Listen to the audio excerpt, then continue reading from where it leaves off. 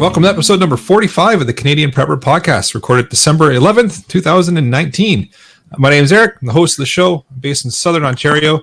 I'm a hunter, target shooter, a ham radio operator, VE3 EPN, and a computer geek. I got into preparedness when I was working frontline emergency services and witnessed an over-reliance on emergency services during major events such as ice storms, power outages, etc. I started a small preparedness company that helped people get prepared and be able to look after themselves for at least 72 hours, if not longer.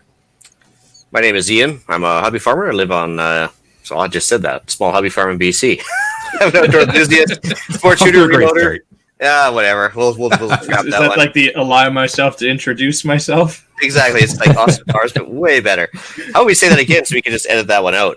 My name is Ian, and I live on a small hobby farm in BC. I'm an outdoor enthusiast, sport shooter, reloader, and my farm's designated handyman.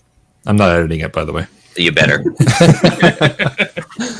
All right, my name is Tyler, and I'm broadcasting from my 5-acre homestead here in northwest Wisconsin, USA. Since purchasing my first house, I have been working to turn my property into a self-sufficient homestead with an emphasis on preparedness. And I'm Gavin, a volunteer search and rescue worker, a Stop the Bleed instructor, an instructor with Ragnarok Tactical, a CCFR field officer for the GTA, and a regular panelist on the other CPP, which is Canadian Patriot Podcast.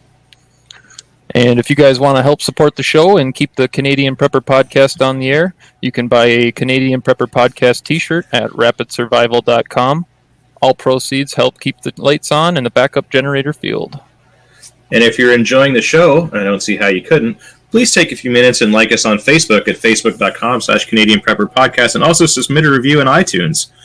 We want your feedback, good or bad. Personally, I love hate mail. So, keeps you honest. Or let us know if there's a topic you want us to cover, or if you like or dislike something we're doing. You can send us an email at feedback@prepperpodcast.ca. All right, so we've got some highly visible content for you in this episode. I miss making those jokes. It's been a couple weeks. We're going to start off with some preparedness-related news articles. Then we're going to let you know how we've improved our preparedness since the last episode. And then we're going to get into the main topic for the episode of getting attention when shit hits the fan.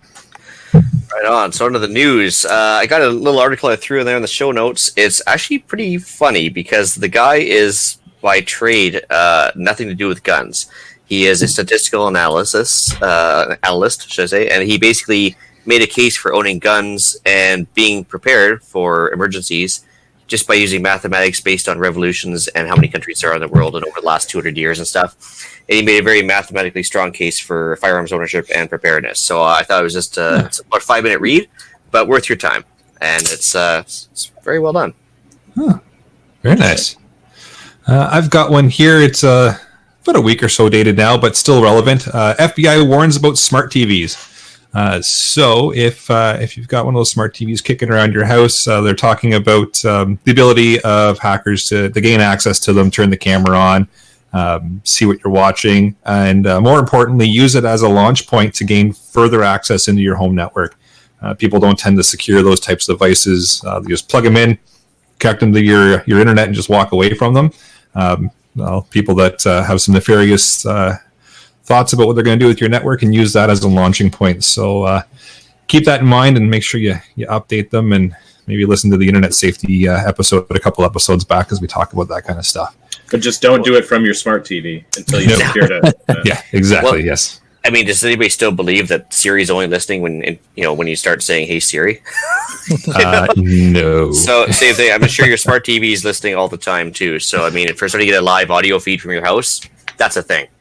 Yep, and they're starting to ship now with cameras installed in them as well, similar to like what you would have in a laptop screen. Right. So that's going to be fun. So yeah, I guess no hanky panky in the living room anymore.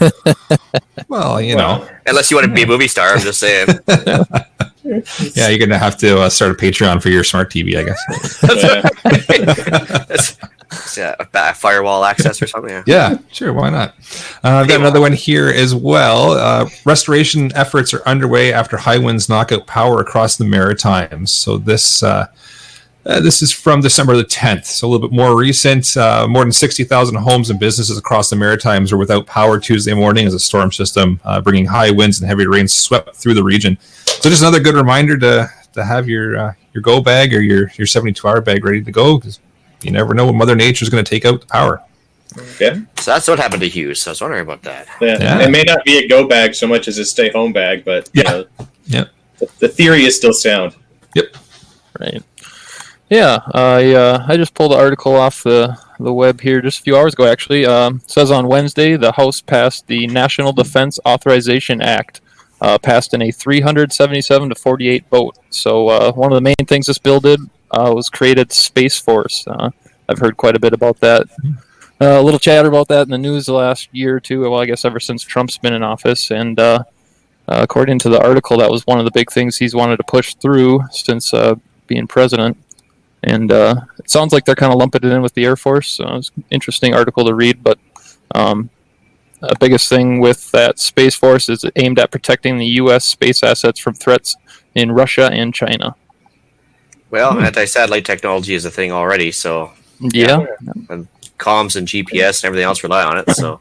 Yeah, just a matter Am I of the time. only one just picturing a bunch of lasers? Well, hey, I saw Moonraker too. Come on. Yeah. And awesome. Well, I guess, the Space Force is becoming a reality, yeah. Yeah, it really is.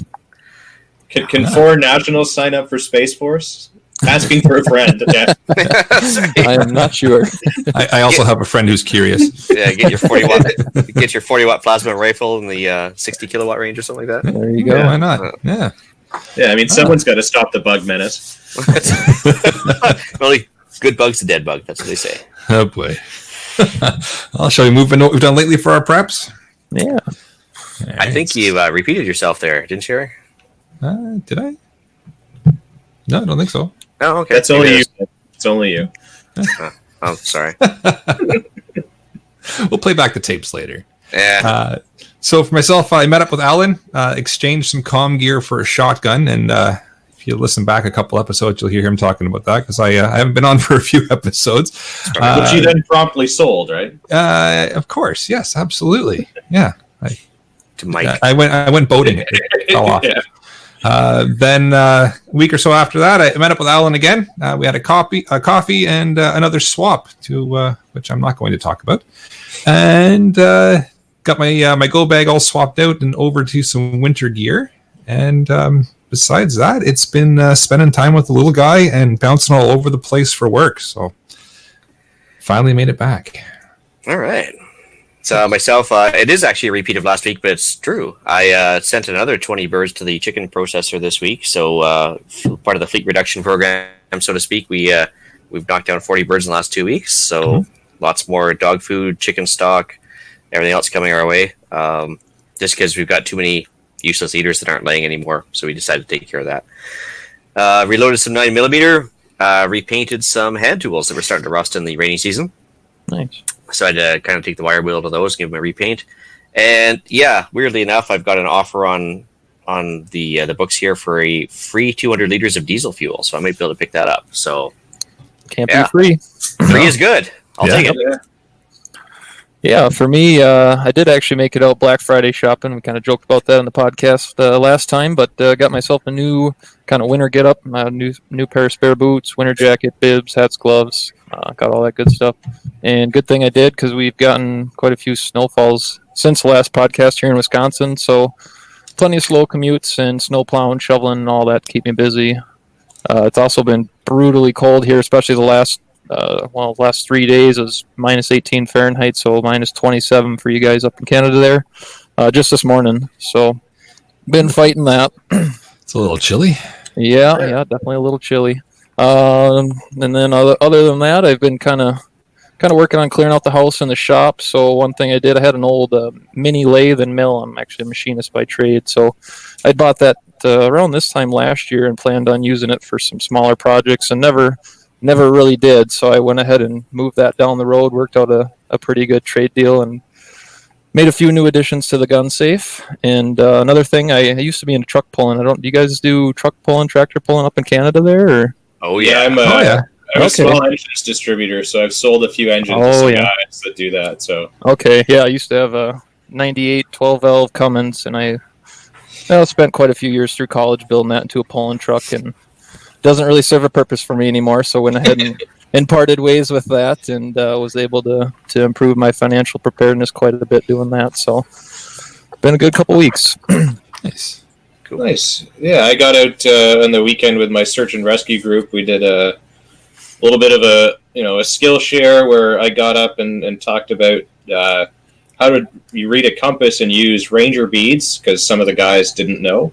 I also taught a little bit on some basic for tracking and stuff like that. We do a lot more, ground search with groups with lines and everything, but, the more sign aware they are, the better able they are to find people. So gave them a little intro to that, and some other people spoke about first responders and dealing with PTSD and all of the things that can happen from, seeing some pretty nasty stuff. And that's about it, really, because I threw my shoulder out, so I've been tripping on muscle relaxers for the last couple of days since that. Nice. Fun yet not fun. Yeah, take 6 shots of alcohol with it. I heard that works really well. Yeah. Totally good for your liver, too. Yeah. Oh, I'm sure. Yeah, but I guess other than that, I've started the training schedule for next year, so I've already signed up for my first class next year that I'll be taking at some point in, I think it's June. So, Awesome. already thinking ahead for learning and honing skills. Very nice. All right, let's move into the main topic. All right. So does everybody remember the Team America Super Secret Distress Signal? Yes. I can't say that I do. Yeah. Okay. Works like a charm. Yeah. It works like a charm every time. Every time, yep. It's We great. will get, believe it or not, we will get back to that one later. It actually is a thing. Yeah. So, where do we start? I mean, we're talking about this episode because we want to make sure people are aware of various means to get attention when required, or how to call for help if they know where they are and know what they need. It's kind of the opposite of what we normally talk about, where we're trying to mix in and stay quiet and not be seen. This is the complete opposite. Nice thing is actually one of our YouTube watchers right now is actually a bit of a search and rescue guy as well. He does a lot of occupational safety and health stuff. So, Rifle Chair, feel free to pop on, in with the conversation if you want there for sure. Absolutely. So, starting off, I guess the couple things for an EDC kit if you're out in the bush, things to think about. They're cheap to bring with you. A whistle. You usually get them for free at trade shows, or maybe a buck or two at the dollar store. I don't know. There's plenty of places to get whistles. Yep. Usually 3 short blasts. If you're, am I correct on that one, Gavin?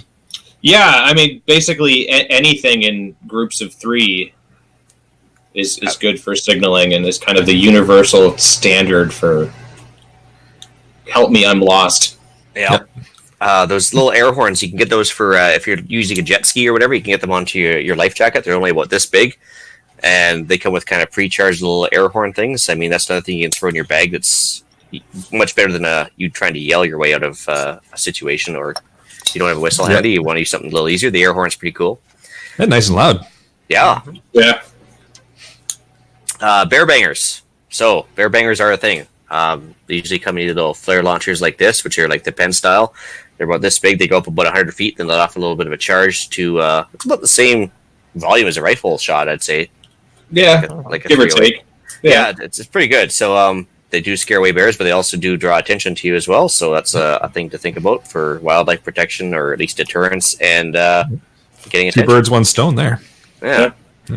And nice and light too, right? There's not much to these. They do come in that pen style, but they also come in 12 gauge version. I threw a link in the show notes to the 12 gauge bear bangers. Not to be used in a tightly choked shotgun, because you'll just blow your barrel apart. But if your shotgun barrel is wide open, you can throw those things in there and happily deter a bear and or get attention. Signal mirror. Everybody used one? Yep. Oh yeah. Oh yeah.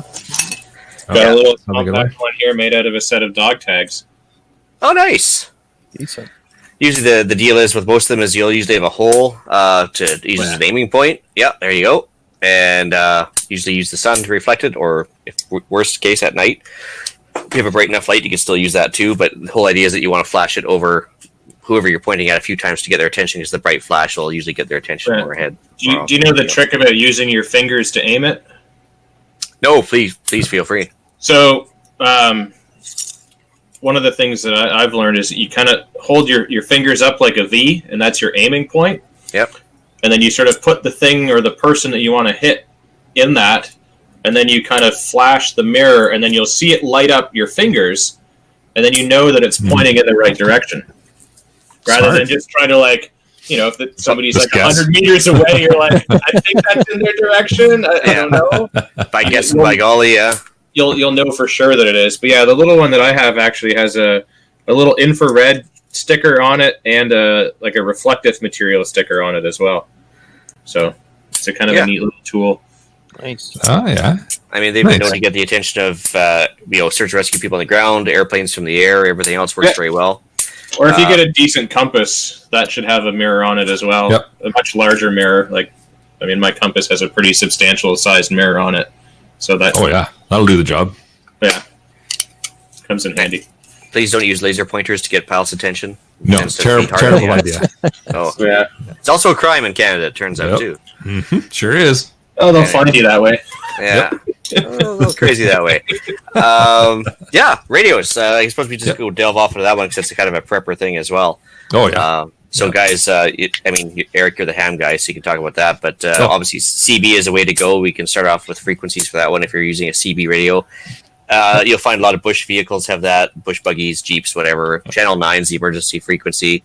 Yep. If you have the ability to tune it in, it's 27.065 megahertz. It's usually monitored by anybody else with a CB radio. Yeah, if you're close to a highway, though, use 19 as well. Yeah, 19 is a good one, too, the common chat. Yeah, that's usually the initial communications for sure. Yeah. But I think police departments, they used to monitor Channel 9. I don't know if they do anymore. But yeah, not to my knowledge, no. It used to be a thing, but I don't think it is anymore. Yeah. Maybe some of the smaller, more rural ones will still do it because people still use them frequently out there, whereas in the city, I think it's just too much chatter. Yeah. Well, of course, CB has a better range than most VHF, but I mean, satellite phones, if you want the best range in the middle of nowhere, I mean, satellite phones, as long as there's a satellite overhead, you're good to go. Yeah. And then if you're a ham operator, if you kind of map out the area where you're kind of going to be and you know where the repeaters are, depending on their elevation, you can hit those from miles and miles and miles away. So, yeah. I was actually looking up. I put a link in the show notes as well, but there's actually, a hailing frequency for distress on the ham band as well, which I didn't realize. Yeah, it depends on the area that you're in. Some guys will set up and just monitor the common frequencies that the repeater runs off of. Some have a common hailing frequency as well. Yeah, but it's all dependent on the area that you're operating in. I haven't seen anything standard across the country. Yeah, does that sound familiar though? The one I put in there is like 146.52. I think that's an American thing. Oh, okay. Yeah. Those Americans, I tell you. Yeah, darn Americans. My goodness. Yeah. All right. I wanted to mention the aviation frequencies. They are continuously monitored by large airplanes flying overhead, which usually 9 times out of 10 you're going to have somebody flying overhead of you at any given time. So if you happen to stumble across an aviation frequency band radio, it's either 121.5 or if you're in the military, 243 megahertz. Both of them are monitored by planes overhead. And if you're unsure of the planes overhead, you can always ask Siri and she'll tell you who's overhead. That's right. It's kind of creepy, Yeah. All right. And the last one I wanted to mention for frequencies was the marine radio. So, of course, if you're stumble across a boat, some old hunters, I guess, used to use the marine radios in the middle of the bush. Not legally, but they would. Channel 16 is some distress frequency for marine radios. But it's 156.8 megahertz. If anybody's interested in that. That's what all I had for frequency usage. I mean, if you're duck hunting in your boat, technically you could use a marine radio, right? There you go. Actually, a rifle chair made a mention there that somebody merchandised audible flares many years ago and rebranded them as bear bangers. Instant millionaire. Yeah, I guess he's the first guy to think of it. That's perfect. Speaking of flares, so they come in two types. You got the pistol or the pen type here, which comes in either center fire or rin fire, and usually they can be adapted to fire both when you buy the new ones now. And then you got the actually we should say there's 3 types. Gavin will show the third. Yeah. But there's a 12 gauge type, which is like these orange pistols that usually are found in boats or sometimes various survival kits. They do take a shortened 12 gauge kind of caliber flare, which you can also get bear bangers for them as well, like you mentioned. Please don't use a 12-gauge shell in these things; they'll blow your hand apart. So if you want, unless you want to be called lefty for the rest of your life, it's not a firearm; it's a flare gun. So mentioning that. Another good point here from Rifle Chair in regards to if you're near the resource or logging roads, knowing the VHF frequency, the RR operating channel. Great idea because the logging trucks are flying around. At least you're going to know if they're coming up or going down. Well, yeah, usually they have to have mandatory call points where they when they're on the way up or down, they'll have the 10-kilometer point or something. They'll say that hey, I'm here, and then you can. And during emergency, you're allowed to use those frequencies even if they're not allocated to you. So you got it. Yeah, then there's this kind of a flare gun too. If you want to go for the overkill, it's a 37 millimeter flare gun. So yeah, you can really get noticed with this bad boy. Even without firing the flare off. Even without firing it, you'll get noticed. It also does smoke, which is another great thing you can use for signaling. You get smoke flares, and I usually in my go bag I have a couple of things of smoke for various reasons. Yeah. But if it's a weird color one, it'll usually attract attention. Yep, that's pretty awesome. White smoke, not so much. Colored smoke definitely will attract attention. Mm-hmm. Yeah, and also could just clarify too, they're not firearms. They're available in Canada, and they're a thing. More expensive than these things, though. Yeah. So mine are much cheaper. They're tactical, though. So very tactical and really fun. Yep. Yeah. So on the subject of smoke, there. So we had the smoke signal. Of course, if you have even just one large fire, preferably 3 fires in a triangle. If you have them pre-made up with a little, kind of a teepee style fire, and you got a bunch of green pine branches on top, and you have the ability to light them off fast. If you see somebody coming up overhead like an airplane, fairly low level to the ground, is looking for you, light those off. You'll get somebody's attention. There was a joke made earlier today with myself and Rifle Chair. Actually, we were talking about you can always just start a forest fire, but very irresponsible. And I guarantee you'll probably get found and rescued, but you'll probably end up going to jail afterwards. But hey, life or death, right? No. So I mean, any sort of smoke signal will get attention, especially if it's odd colored smoke, like you said.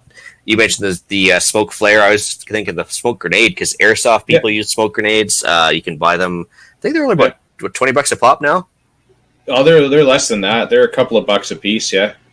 Oh, there you go. That's not bad at all. Yeah. That lots of fun to be had with those. So Oh yeah, they're great. Whether it came up during I actually had some water survival training back in my younger days. Water dye, it is a thing. It doesn't last very long, but if you're in a ship and or a smaller craft and you go into the water, it's some way to get attention because usually if you're a little speck on the water, sometimes not as easily seen. But if you have a big pool of yellow or green dye all around you, it's a lot easier to spot, right? Yeah, hopefully not brown dye. Well, that'd be yeah. Well, it depends if you're in shark infested water. And water go brown before it went red. Yeah. Nope. Anyway, a couple easy signals if you are in distress. Maybe you should cover this under strip, just signals, but an inverted flag is a sign of distress. Yep. There's a lot of those on Facebook lately. There's a lot of those on Facebook right now. Yep. So, I mean, if you're, hiding out like on the edge of a forest and there's a big clearing, put like a giant arrow pointing to where you are or where direction that you're heading and things like that work too. Yep. It really helps, like reflective stuff, bright colored clothing. Anything that doesn't look normal in the environment is generally a good thing. Yep. Basically the opposite of anything we've mentioned in the past 44 episodes. Yeah. Look at me. Yeah. Over here, bright colors. Yep. Yeah. So actually speaking of the arrow, I actually threw a link in the show notes as well with the entire library of ground to air signals. So if somebody's flying overhead and whether it be a search aircraft or whatever, and you can actually have some pre-made up signals that tell us what you need, like medical or food, water, shelter, which direction you're planning on going, the whole works. And they're internationally recognized. So no matter where you are, you don't have to speak Swahili. If you're stuck in the middle of the African bush, you can still do your ground air signals. If I recall correctly, I think there's still, in certain parts of the U.S., giant concrete arrows that direct the mail planes to where the next stop is.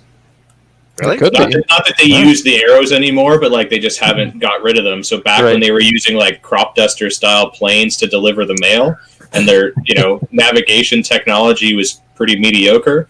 Apparently, they just had giant concrete arrows on the ground that would point them in the direction. Yeah, I can see that being a thing. Yeah, definitely. Yeah. Huh. So arrows work. Yep. There you go. Just to recap on the rules of 3, so we talked about the whistle, but if you're out hunting and you have a gun with you, 3 gunshots, same thing. Yep. It's it might cost you $1 a shot, but hey, it's worth your while to get found. Yeah, absolutely. It's another reason why we need magazines that hold 10 That's right. or more. For safety's sake. 10 plus. Yep. Yeah. Right on.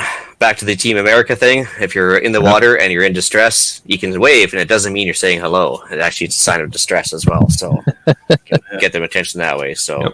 It's true. it is true. See, that's about it. So prepper stuff. Anybody else want to talk about this stuff? Like the one thing that I would say in regards to just trying to be seen is people aren't always easy to see. You might think that you're easy to see. You got to make yourself visible and then times it by like 15. Mm-hmm. I can't count the number of times I've been out in the bush looking for somebody and literally walk right past them and you can't see them because they're not making themselves visible. Yep. So make the noise and be visible. Especially nowadays, people just do not have any situational awareness. They're mostly staring at their phones, not paying attention to what's going on. So definitely. Well, I guess the important thing too is the mental attitude. So if you are in distress, you are trying to get attention, and you try 3 times and it doesn't help, that doesn't mean you just give up. Right. No. You have to keep going. So that's where the whistle and reusable stuff like the whistles and stuff is so fantastic because you're never going to run out of flares with a whistle type of thing. So keep going until you're found, basically, or until you pass out from lack of oxygen from blowing on something. Maybe alternate between the whistle and breathing. And breathing is important. Don't forget about breathing. Yeah. Yeah, I mean the biggest thing in all this is like your mental prep. Like all the other stuff is great, but it's your mental state that is going to be your biggest help or hindrance. And just keep positive. Hopefully you never need this stuff, but that Maslow's hierarchy of needs, like if you can build yourself somewhere to stay warm and dry, then you'll be able to survive that much longer because you'll be just that little bit more happy. Right. So under the rules of 3, like, with food, oxygen, air, everything else, 3 seconds without hope, something like that, right? Yep. Yeah. Sounds about right. Another note on that, I guess that, personally speaking, I go out for hikes and walks a lot. Just let somebody know if you're going out into the woods, if you're going out hiking, if you're camping, text somebody, call them. Everybody's got a cell phone nowadays. It takes 5 seconds to say, hey, walking to here. Even just going up, for a walk down the road or anything like that too. Kidnappings happen. Yeah, so that's true. Yeah, let somebody know. And practice using your gear. I know we harp on that like every single episode, but take your flare gun out one day, and when you're on your hike, make sure it works. Make sure you know how to operate it. Right? Oh, Safety, of course. Just like expired fire extinguishers, expired flares, you might as well use them up. So see if they still work, and practice firing. That way you can realize what it's going to feel like, or how the distance is going to fly, everything else. Because depends on how high your trees are. Maybe the flares don't even reach the top of the trees, in which case it's kind of useless, right? That would be something good to know before you need it. So absolutely. So the less in your face stuff with the prepper specific communications, I was actually going to mention the consider using some like more sneaky stuff, like in-house signals to your family and group unit. If you want to get a message across without saying anything, maybe you can leave your window drapes or shutters in a different position, like they do it in the bank robber movies. Super secret code in the morning to make sure the bank is safe. Code words on the phone or on the radio. Those are great. It doesn't have to be a code per se, which would be against the Telecommunications Act, but you could use just a simple word that's published. But if you just use a simple word like turkey amongst each other or something like that, and it means like, hey, come help. Hey, that's just message passed, right? You can leave maybe agreed upon places to leave notes, like as in like a dead drop location. That's a good idea. That's going old school. Like a little knot hole in the tree, whatever have you. How do you do that with a text message? I think you leave your phone in there because okay. Or you have a burner phone that's in there, and that's gotcha. Right. There's these things called pen and paper. Yep, it's some really weird stuff. Strange. For the record, though, if you ever hear me say, "I'll have the kale salad, please," that is a sign of distress. That is a cry for help if I ever heard one. Or, yes, please give me that light beer. I've decided to stop drinking. Yeah. Wait a minute. Whoa, something's wrong. Yeah, and then the last thing I was just going to mention, I think we've talked on it before, but the out-of-province third-party communications. So if you can't get help locally, maybe just try texting somebody out of province or phoning somebody out of province if you do have access to something like that. Long-distance HF versus short-range VHF. I mean, there's always the idea of contacting somebody even further away more easily. Yeah, absolutely, and they might have more abilities to call help for you than you currently have. So can't hurt to try it if you got the ability to do it. Yeah, that, and I mean, even if you aren't close, I mean, I had a friend of mine that had a bit of a issue with his mental state due to some medication, and myself in Canada, another friend in Florida, were able to communicate with police and everything in order to find him in Colorado. Wow. So never underestimate your abilities. Yep. He was posting photos and stuff to go along with it, so we would send it to them on the ground, and they would be, okay, I know where that is, and they would go find him. Oh, perfect. And luckily, he got found, and nothing had happened, and he's now fixed his meds, and everything is good. So, nice. Yeah, it worked out well. Oh, good. Well, that's all I had. Anybody else? The comment there from Rifle Chair in regards to just teaching kids to not run from searchers. Great tip. Yep. Yeah, a lot of them actually, through my search and rescue, we do a thing called, what's it called? Hug a tree. Yep. Yeah, they ship from BC. Yeah. And that's kind of one of the things they teach them is like, you're not in trouble, and like if you get lost, just don't panic, just stay put. Yep. They kind don't of wander around. Yeah. Yeah, all of the stuff that we did talk about earlier with, make a signal and use your jacket and bright colors and threes and all of that stuff. But I mean, I did that with a Girl Guides group where they're like 8 years old or something like that. So yeah, you're never too young to learn this stuff. I mean, it's pretty simple, easy stuff, but still important. Yeah, absolutely. Yep. All right. Yeah. I think that covers off. Unless anybody's got anything else to throw in. Nothing. Pretty simple. Know how to use your gear. Know how to signal and get attention. And practice. Don't be that guy that doesn't know how to use their gear. Yep. No, the last thing you want to do is shoot yourself in the face with a flare. It's not going to help. You'll be lost and burnt. Yeah, not good. And blind. Yeah, not good. Yeah. All right, maybe we'll move into the podcast challenge then. All right. So for the podcast challenge this time, we want you to find 3 items around the house you can use for signaling. So whether it be just a mirror, steal one off your wife, or a mirror compact, makeup mirror, highway flare, or bright flashlight. You can get the cheap Canadian Tire ones for $9.99. They're those huge spotlight ones that go for like 500 yards. Buy a good flashlight if you can't find one. So just 3 items. Yeah, with all of the lumens. All of them. All of them. 1,000 lumens plus. Yeah. Plus more. Yeah. All right. So we'll move into some upcoming events then. All right. So for the first one, I've got the Podcast for Charity shoot. So well in advance, so nobody can say they didn't see it coming. It's the 10th annual Podcast for Charity shoot hosted by Slamfire Radio. It's going to be July 4th, 2020 in Balmoral, New Brunswick, which is the Restigouche Gun Club. Camping is available for those of you with RVs and tents and the like in nearby a town called Dalhousie. There's going to be a steel challenge, which is 22 pistol, 22 rifle, PCC, or just a regular pistol, I believe, as well.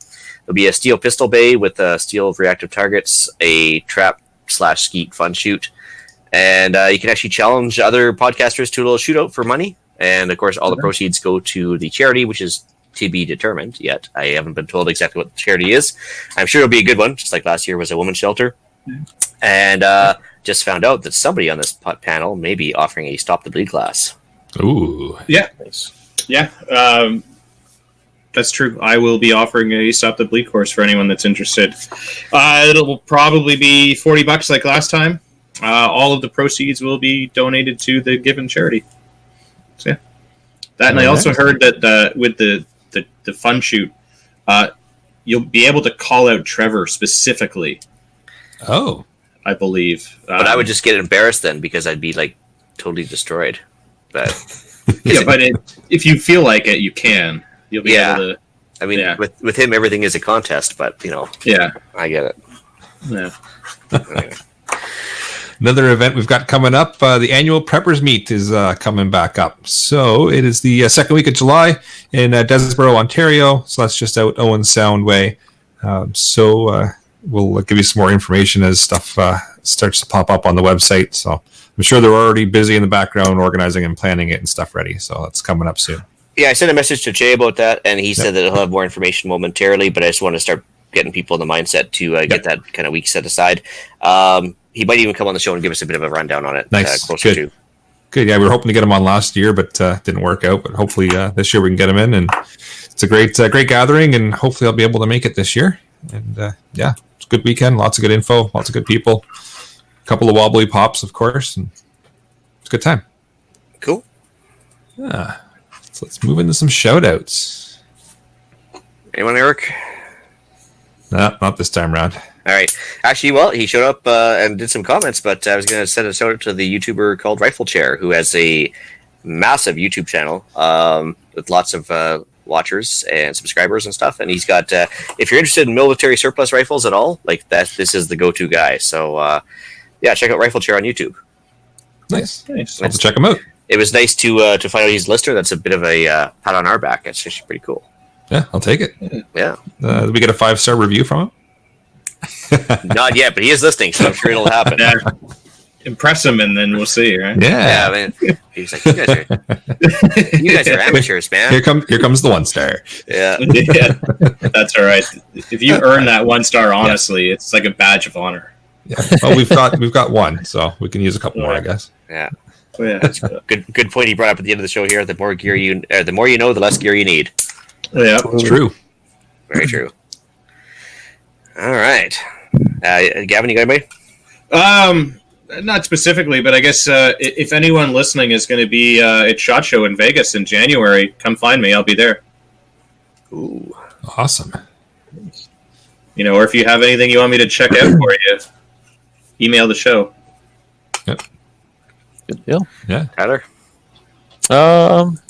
Maybe shout out my fiance Colleen. We're getting married here in a little over a week, so shout out to her for letting me do what I do here around the house, I guess, and pursuing the homestead and lifestyle. So very nice. Important. She has a sense of humor too, right? Yeah, definitely. It's important. All right. So on to email and iTunes reviews.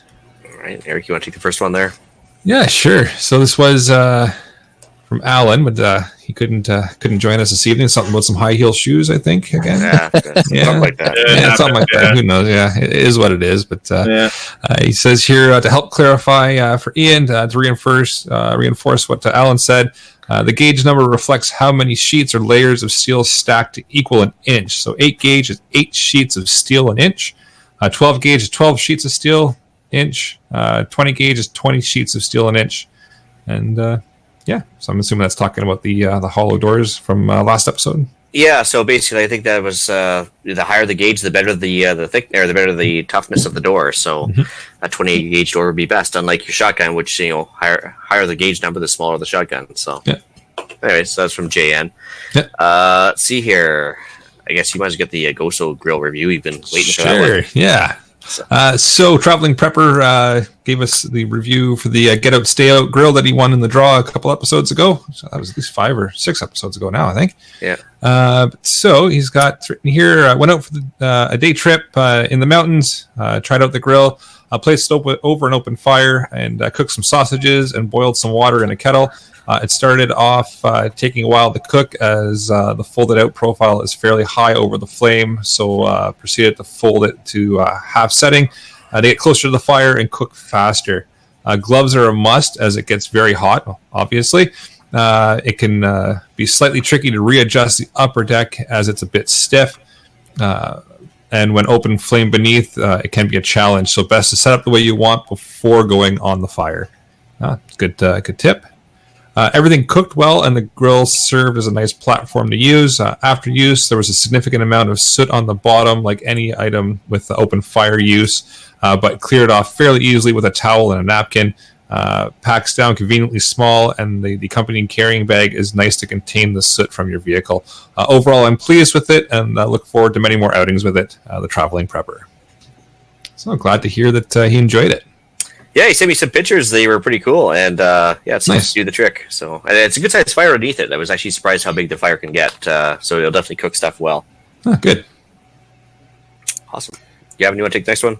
Yeah, I guess I can do that. It's from Andrew. I don't know if this is one of our Andrews. It's Better Andrew. Oh, well, there you go.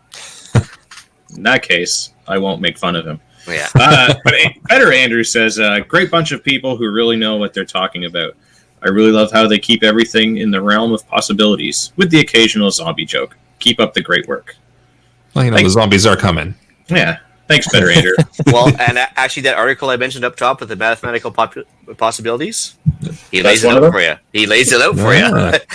Well, I mean, zombies aren't really zombies. They're the people coming for your stuff. Yeah. That's right. True. Unprepared masses. That's right. Mm-hmm. All right, so I got one last one from TPB Lover, and the question is, an American? So, great show, almost a 5, but not fully Canadian. It's a blind dude here that uses a smoker, barbecues, and tries to prep in our capital. Okay, so I'm not going to be the guy that picks on blind dude per se for fun, but I'm going to do it anyway, just for now. So, actually, with Tyler coming on the show, we actually were talking back and forth before he came on, and we realized that over half of our listeners are in the U.S., Yep. So that is a thing. So we are a Canadian Prepper podcast, but yes, we have to recognize that a good chunk of our listeners, per capita, we're higher in Canada, but there's still a lot of them in the U.S. I did a quick little researching, and it turns out that Tyler's latitude is actually further north than over half the Canadian population. So he's actually got more street cred than a lot of Canadians. So guess what? He's an honorary Canadian now. So that also includes our nation's capital. So so he's actually further north than he's about the same latitude as Sault Ste. Marie, Ontario. And as a guy from Ottawa should know, diversity is our strength. So we welcome Tyler on the show. We're happy to have him. And, Absolutely. We're Happy to be here, guys. More and more episodes. If any of the American listeners are confused, just at the end of the sentence, take out the A, and then it's an American. Yeah, that's right. Close enough. And we do got another review here from Coilman1, another fellow American listening in. So he says, I'm a landscaper by trade in Connecticut, USA. So I'm always looking for stuff to listen to while I'm working. As a casual prepper, I stumbled onto your podcast and have been speeding through the episodes. As a prepper, it's fun to listen to and has a lot of useful information. I go to a lot of estate auctions in person and online, and I find tons of prepping gear for my doomsday room this way, usually at very cheap rates too.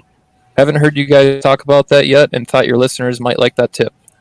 Thanks, guys, and keep up the good work. So I'm not the only one from the United States. That's There you go. right there. Actually, the class that I signed up for is actually in Connecticut. Oh, there you go. So if you want to come and take a class on lock picking and covert entry with a guy called Searpick and Ed Calderon, go search the Searpick website and you can sign up, and I'll be in that class. I'll be there. There you go. That's cool. Yeah.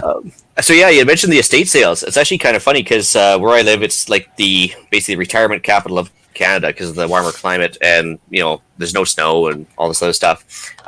We also refer to it as Heaven's Waiting Room in the local area here. So as a result, there is a lot of estate sales, and almost daily. So if I had more time off, I would love to take advantage of that. But actually, one of my friends does, and he comes away with gear like you wouldn't believe for super cheap. Does he have an amazing Kui collection? Actually, there's one guy that specializes in firearms, and his entire business model is estate firearms clear out. And basically, he buys a lot of guns, resells them, does well.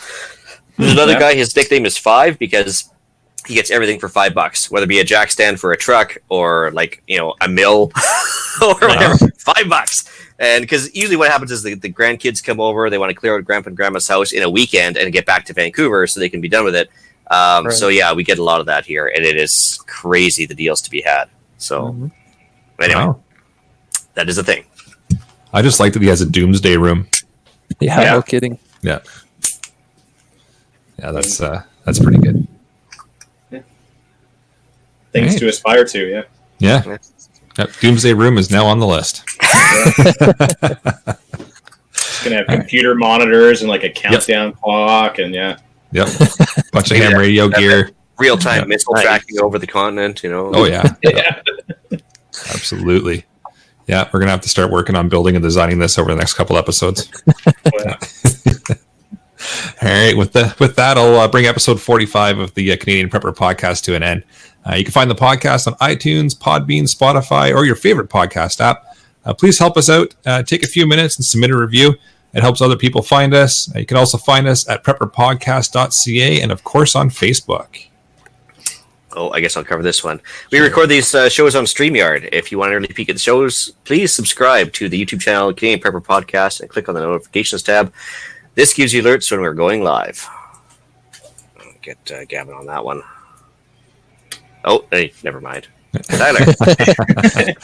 All right. If you got any questions or advice for me, just go ahead and email into the show at feedback@prepperpodcast.ca, and they'll get you linked up with me. Gavin, where can we find you?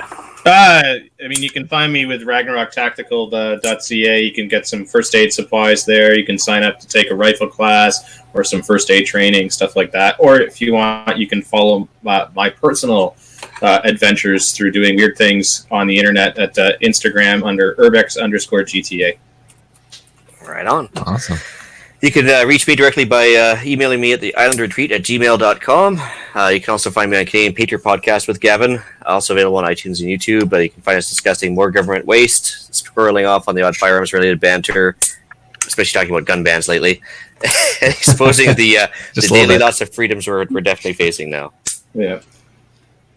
Awesome. Please check out Rapid Survival at rapidsurvival.com. You can get me there on the live chat while you're buying some prepper gear. You can also email me at feedback@prepperpodcast.ca. Thanks for joining us this evening. You can tune in for the next episode. We're going to be covering off staying warm in power outages. So until next time, be prepared, stay safe, and maple leaf up, and keep learning.